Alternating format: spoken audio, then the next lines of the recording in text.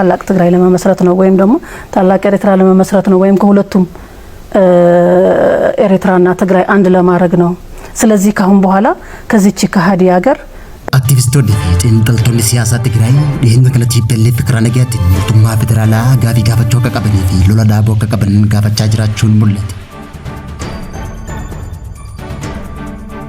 Warqeen lakkoofsa bilbilaa siim kaardii keessa jiruu fi jireenya guyyaa guyyaa keessatti faayidaa teknooloojii isaa olaanaa ta'uun dhagahame. Ministeerri muummee Itoophiyaa Dr. Abiy Ahmed hordoftoota amantii Islaamaa hundaaf barreeffama afaan Arabaatiin ergaa baga gammaddanii keessatti seenaa Bilaal al-Habashiyyi kan Itoophiyaa irraa Suudi Arabiyaatti yeroo jalqabaaf azaana gaggeessee tuqeetu jira. Bal'ina oduu keessatti dhiyeessina.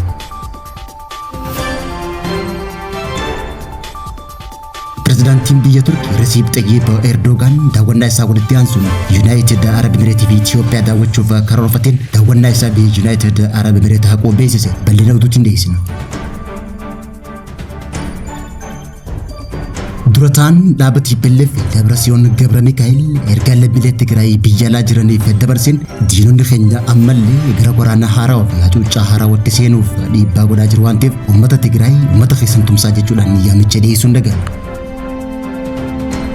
Daawwattoota fi hordoftoota lammii miidiyaa nageenya keenya bakka jirtan maratti isin dhaqqabu kanneen amma isin dhageessifne hanga footoo lammii miidiyaatii amma bal'ina oduutti aansina.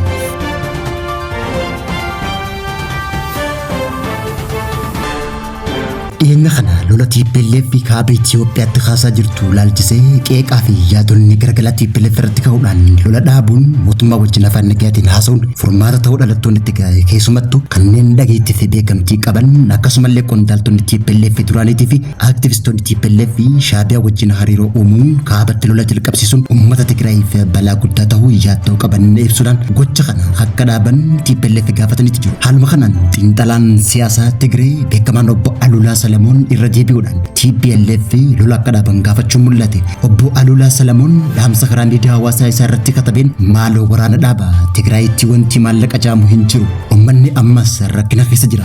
Kaadirootaan waraanaaf qophaa'a ijoollee keessan nuuf kennaa nyaata nuuf kennaa jaamanii cinqii keessa jiraachuu kenne. Uummanni fedhii waraanaa gonkumaa akka hin qabne kan hime obbo Alulaa Salamoon lolli hin barbaachisu jechuudhaan nageenyi uummata keenyaaf nagaa biyya teenyaaf jechuudhaan TPLF gocha itti jirtu kana dhaabde qawwee lafa gootee mootummaa waliin walii galuudhaan lola kana akka dhaabdu gaafateeti jira. Kana malees dhiyeenya kana karaa miidiyaa Weegaa jedhamuun gaaffii deebii taasifteen miseensi mana marii bakka buutuu uummataa duraaniitii fi afuyyaa'een mana marii federeeshinii duraanii akkasumallee miseensi koree jiddu galeessa TPLF tan turte adde Keeriyaa Ibraahim gareen TPLF gocha baandummaa fi diigumsa irratti bobba'ee jechuun ifatti ibsuun ni yaadatama. TPLF Shaabiyaa wajjin walii galanii hojjechaa jiraachuu fi iccitiin hojii diigumsa biyyaa waliin hojjechaa akka jiran taniimte adde Keeriyaa Ibraahim uummanni Tigraay gocha isaanii kana hin deeggaran garuu sodaa keessa akka jiran himteeti jira. Adeemsa garee TPLF guutumatti dogoggora ta'uu tan ibsite adde Keeriyaan Shaabiyaa wajjin walii galteen uumuun akkasumas mootummaa jiddu galeessaa laaffisuuf kan kaayyeeffate waggaa ta'u nagaa dhoorkuuf kan kaayyeeffatan jechuun dubbatte. Adde Keeriyaa Ibraahim kanaan dura yeroo wallabdeen mootummaa federaalaa fi garee TPLF jidduutti uumame akkuma aangawoota TPLF kanneen birootti aangoo isii gadhiisuudhaan Tigraayitti galuun ni yaadatama. Lola gaggeeffamaa ture keessatti waa'illi isii qondaaltonni TPLF kan akka Abbaay Tsaayyeefaan gaafa dhuman isiilleen ammoo booji'amtee qabamtee Finfinneetti kan hidhamte waggaa ta'uu fi boodarra ammoo adde Keeriyaan dhiifama Dr. Abiy Ahmediin akka gadhiifamtees ibsame. Yeroo ammaa tana adde Keeriyaan magaalaa Finfinnee jiraachuudhaan waggoota afuriif eega callifteen booda amma dubbiin hammachuu isii agarran irra deebi'uudhaan ibsa kennuun argame. Kana malees pirezidaantiin bulchiinsa yeroo Tigraay duraaniitii fi amma waajjira ministeera muummeetti gorsaan dhimma gaafa Afrikaa obbo Geetaachoo Raddaa haasawaa taasiseen mootummaan federaalaa rakkina TPLF Tigraay keessatti uumaa jirtuuf pirezidaantii bulchiinsa yeroo Tigraay amma Jeneraal Taaddasaa Warradaa irratti tarkaanfii fudhachuu dhabuun dogoggoraa jechuun ibse. Obbo Geetaachoo Raddaa mootummaan federaalaa dogoggorri inni hojjete hanga ammaatti Jeneraal Taaddasaa Warradaa aangootti dhiisuu akka ta'e ibseeti jira. Kana malees obbo Geetaachoo Raddaa amala wayyaanee hoggaa ibsu biqiltuu qalaamixoos jaamtutu jira. Biqiltuun tun naannawisitti biqiltoonni biraa akka hin biqillee fi qabeenya nafasanii biyya goggoisuun beekamu waggaa ta'u albuuda lafa keessa xuuxuun biyya goggoisuu jechuudhaan TPLF amala biqiltuu tanaa qabaachuu obbo Geetaachoo Raddaa gaafii fi deebii miidiyaa TBS wajjin taasiseen dubbachuun ni yaadatama. Addunyaa qunnamtii ammayyaa keessatti siim kaardiin guyyaa guyyaan itti fayyadamnu warqee dhugaa kan keessaa qabdu ta'uun mirkanaa'e. Teknooloojii kana keessatti gahee murteessaan akka jiru ibsame. Namoonni baay'een halluu warqee siim kaardii faaya yookaan halluu itti baasuuf kan dibame ta'ullee ogeeyyiin teknooloojii laayibariin kaampiin kaardii kana keessatti albuunni warqeetii akka jiru ibsuudhaan albuunni warqee dhugaa akka ta'e kan ibsu odeeffannoo gosa infoormeeshin guyyaarraa baasee akka ibsetti siim kaardiin faayidaa teknooloojii isaatiif warqee akka fayyadamuu fi warqeen isaa kunis akka sibiilota biroo kan hin urkinee fi akkasumallee yeroo dheeraaf bilbila keenya keessa turuun qilleensaa fi jiidhaan osoo hin miidhamin walitti dhufeenya amanamaa uumuuf kan gargaaru ta'uu ibse. Kana malees sibiilli kun daddabarsa humna ibsaa olaanaa waan ta'eef daataa oduu addaan hin citin saffisa guddaadhaan siim kaardii irraa gara bilbilaatti akka dabru kan taasisu ta'uun ibsame. Warqeen kaardii irratti argamu dhugaa ta'ullee garuu hangi isaa baay'ee xiqqaa ta'uun isaa kan laalame ta'uun ibsame. Akka qorannoon agarsiisutti warqeen giraama tokko qofa walitti qabuu fi balleessuuf siim kaardiin dulloomaan kumaatamaan lakkaa'aman barbaachisaa akka ta'e gabaasni kun mul'isee jira.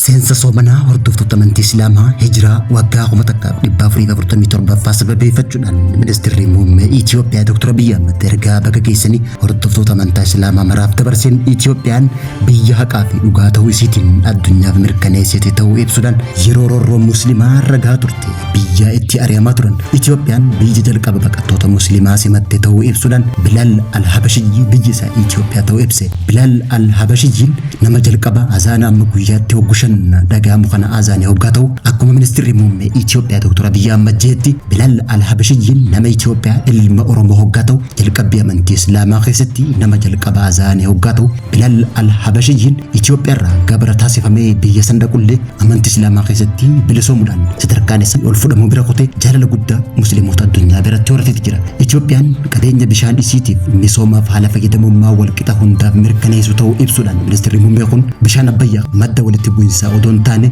riqicha walta'iinsaa ta'uun akka qabus ministeerri muummee Itoophiyaa dhaamee jira. Fedhiin biyyattiin karra galaanaa argachuuf qabdu gaafii nagaa baay'ina uummata isii wajjin wal qabatu ilaalcha keessa galchuuf kan yaadame malee abbaa biyyummaa naannoo biroo sarbuu akka hin taane ministeerri muummee Itoophiyaa Dr. Abiy Ahmed hubachiisee jira. Waraannii fi walitti bu'insi dandeettii dhala namaa waan laaffisuuf sagalee waraanaa sagalee nagaatiin bakka bu'uu akka qabu kan dhaame ministeerri muummee Itoophiyaan yeroo hunda nagaaf harka diriirsuu ibsee jira. Ramadaanni kun nagaa fi badhaadhinaa fi jaalala uummata Itoophiyaatiif akka ta'u ibsee jira. Pirezidaantiin biyya Turkii Rasiib Erdogan torbee kana daawwannaa isaa walitti aansuudhaan biyyoota michoota walii ta'an Yuunaayitid Arab Emireetii fi Itoophiyaa daawwachuuf beellama kan qabate hoggaa ta'u daawwannaa isaa tanaanis guyyaa wiixataa gurraandhala 16 bara 2026 biyya Yuunaayitid Arab Emireet daawwachuun guyyaa kibxataa guyyaa itti aanu immoo gurraandhala 17 bara 2026 Itoophiyaa akka daawwatu beeksisee turuun yaadatama. Haa ta'uutii malee daawwannaa isaa tana biyya Yuunaayitid Arab Emireet sababa pirezidaantii biyyattii dhukkubeen daawwannaa tana dheeressuu ibse. Pirezidaantiin Turkii Rasiib Tayyip Erdogan daawwannaa isaa Yuunaayitid Arab tana dheeressuun erga pirezidaantii biyyattii Mohammad Al-Zayedin bilbilaa wajjin haasa'an booda hoggaa ta'u Erdogan haasawaa isaa keessatti pirezidaantii Mohammad bin Zayedin akka fayyuuf hawwii guddaa qabaachuu fi kadhannaa taasisullee ibsee jira. Haasawaa isaa keessatti Turkiin hariiroo biyya Yuunaayitid Arab Emireet waliin qabduu fi nageenya hooggantoota isiitiif barbaachisummaa akka qabdu irra deebi'uudhaan mirkaneessuu ibse. Erdogan sababa dhukkuba Mohammad bin Al-Zayedin daawwannaa isaa gara Abu Dhaabiitti dheeressuuf kan murteesse yoo ta'u qondaaltonni Turkii akka jaanitti daawwannaan tun fayyaa pirezidaantii bin Zayedin erga fooyyeen booda yeroo mijjatutti akka beellamanis ibsanitti jiran. Haa ta'uutii malee pirezidaantiin Turkii Rasiib Tayyip Erdogan akkuma beellamate daawwannaa isaa biyya Yuunaayitid Arab Emireet yeroo hin beekamneef dheeressuun daawwannaa isaa Itoophiyaatti taasisu kibxata kana akka dhufu ibsee jira. Akka biiroon kominikeeshinii Turkii ibsetti Erdogan gara Finfinnee imaluudhaan ministeera muummee Itoophiyaa Dr. Abiy Ahmed waliin marii dippiloomaasii taasisuuf beellama qabaachuu ibsee jira. Daawwannaan tun waliigalteewwanii fi sanadoota hedduurratti mari'achuun ni mallatteeffama jedhamee kan eegamu akka ta'u daawwannaan pirezidaantii Erdogan wayita Turkiin gaafa Afrikaa fi naannoo galaanaa keessatti hirmaannaa dippiloomaasii qabduu fi diinagdee isii babal'isuuf sochirra jirtutti hoggaa ta'u daawwannaan tun kana malees wayita haalli Suudaan keessa jiru hammaachuudhaan waldhabdeen Itoophiyaa fi Eertiraa akkasumallee Itoophiyaa fi Masrii naannoo gaafa Afrikaatti yaaddoo guddaa uume kan daawwatamu ta'uu isaati.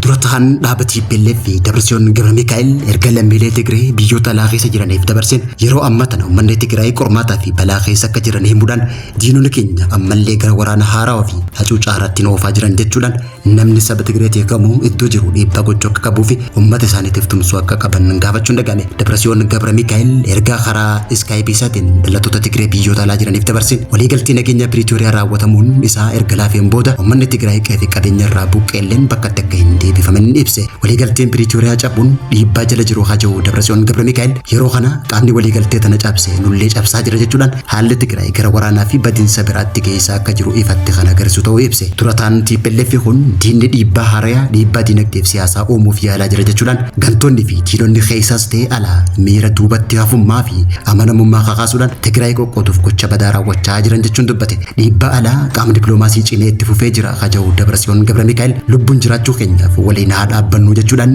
iyyataas dabarfatee jira. Kana malees durataan TPLF kun balaa Tigraay mudatte kana keessaa bahuuf karoorri keenya nuti tokkummaa keenya cimsuu qofaa jechuudhaan lammiilee Tigraay hundi humna yeroo waraanaa dabree keessatti mul'ate injifannoo galmaa irra deebi'ee yaadachiisuudhaan Tigraay sochoosuun mirgaa fi abbaa biyyummaa isii tikfachuun ilmaan Tigraay hundi humna isaanii walitti qabuun akka barbaachisu yaamicha dhiyeesse. Daawwattootaa fi hordoftoota Lammii Miidiyaa oduun yeroo kanaaf qabannee dhiyaanne kan hanga ammaatti hordofaa turtanii turtii gaarii.